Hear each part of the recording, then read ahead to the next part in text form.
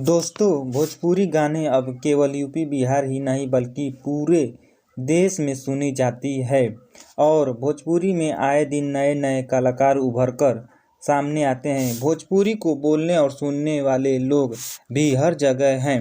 हम ऐसा इसलिए बोल रहे हैं कि भोजपुरी का एक गाना जो 2 महीने पहले आया है और अब भी 31 नंबर पर ट्रेंड कर रहा है। दोस्तों, आपने इस गाने का थंबनेल देख ही लिया होगा। दोस्तों, वीडियो में बने रहिए, आगे हम और बात करेंगे।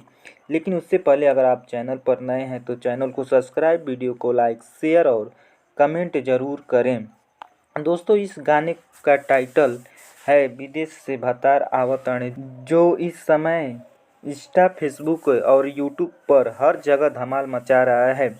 यह गाना बहुत ही सुंदर और पारिवारिक गाना है, जिसे सुनने के बाद मन में कितना आनंद मिलता है। इस गाने का व्यूज की बात करें तो इस गाने पर अब तक 22 मिलियन से ज़्यादा व्यूज पार कर चुका है और 2 लाख से ज़्यादा लाइक्स और हज़ारों कमेंट्स भी मिल चुका है। दोस्तों, अगर वीडियो में कुछ गलती हो तो अपना छोटा भाई समझकर माफ़ कर दें। इस गाने के वीडियो में नीवा यादव और अरुण यादव नज़र आ रहे हैं, जो कि इन दोनों की केमिस्ट्री देखने में बहुत खूबसूरत लग रही है।